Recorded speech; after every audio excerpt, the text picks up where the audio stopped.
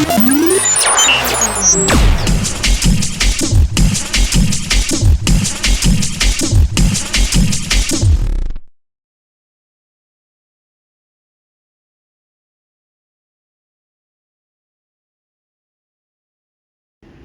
right, so we're going to start with a tie-up.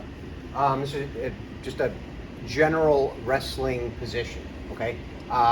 The practicality of it is, would we do this normally? We don't just walk up to people and say, okay, right? That's not what we do, but could we end up here, right? He puts his hands on me here, and I come into here to gain control, okay?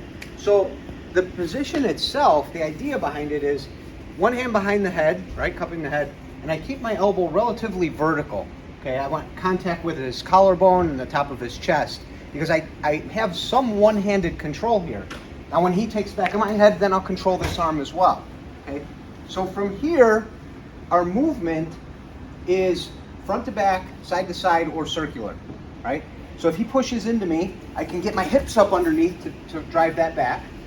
Or if he pushes into me, I can sidestep, right? I can circle and move this way and drive under. But if I need to push back into him, let's say for whatever reason, right? We're moving out into traffic, right? He's pushing me out into traffic and I can't circle because there's things on both sides. Then I get my hips up underneath and I can move him, okay? Maybe not a great distance if there's a big size difference. This is a big, strong guy. I'm not gonna go a whole long way with him that way. I'm gonna start to move into circles, okay?